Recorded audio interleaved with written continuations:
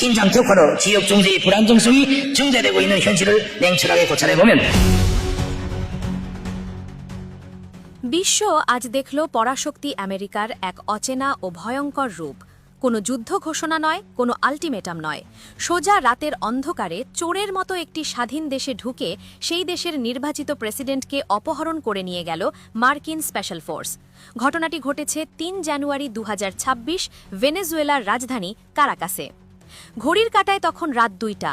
কারাকাসের মানুষ যখন গভীর ঘুমে, ঠিক তখনই বিকট বিস্ফোরণের শব্দে কেঁপে ওঠে পুরো শহর। আকাশের বুক চিরে নেমে আসে আমেরিকার অত্যাধুনিক F-22 র্যাপ্টর ফাইটার জেট আর অ্যাপাচি হেলিকপ্টারের বহর। লক্ষ্যবস্তু একজনই, ভেনেজুয়েলার প্রেসিডেন্ট নিকোলাস মাদুরো।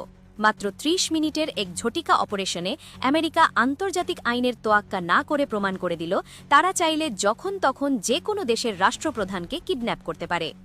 মার্কিন প্রেসিডেন্ট ডোনাল্ড ট্রাম্প এই ঘটনাকে সার্জিক্যাল অ্যান্ড ব্রিলিয়েন্ট অপারেশন বলে বাহাবা দিচ্ছেন, কিন্তু বিশ্ব নেতারা একে বলছেন পরিষ্কার সশস্ত্র আগ্রাসন ও আন্তর্জাতিক দস্যুতা। ভেনেজুয়েলার রাজপথে এখন জ্বলছে যুদ্ধের আগুন।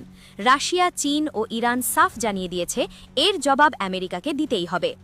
অপারেশনটি ছিল অত্যন্ত সুপরিকল্পিত এবং নিখুঁত। প্রথমে মার্কিন বিমান হামলা চালিয়ে ভেনেজুয়েলার এয়ার ডিফেন্স সিস্টেম অচল করে দেয়।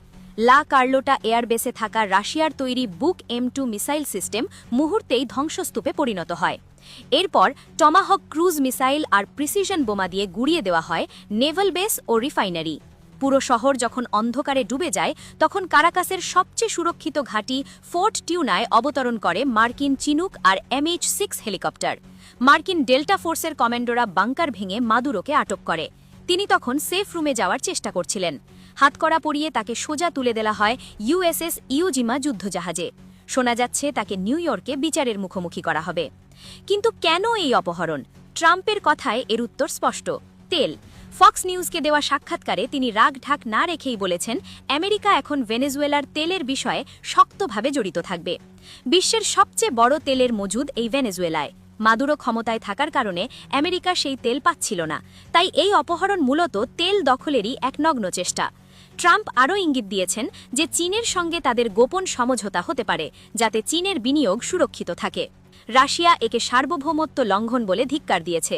রুশ পররাষ্ট্রমন্ত্রী সের্গেই লাভরভ ভেনেজুয়েলার ভাইস প্রেসিডেন্ট ডেলসি রদ্রিগেজের সঙ্গে কথা বলে পূর্ণ সমর্থনের আশ্বাস দিয়েছেন। চীন ও ইরান একে অপরাধমূলক হামলা বলে অভিহিত করেছে। কলম্বিয়া সীমান্তে সেনা মোতায়েন করেছে। তবে সবচেয়ে ভয়ঙ্কর হুঙ্কারটি এসেছে পিয়ংইয়াং থেকে। উত্তর কোরিয়ার নেতা কিম জং উন মাদুরোকে তার বন্ধু বলে সম্বোধন করেছেন এবং হুমকি দিয়েছেন মাদুরো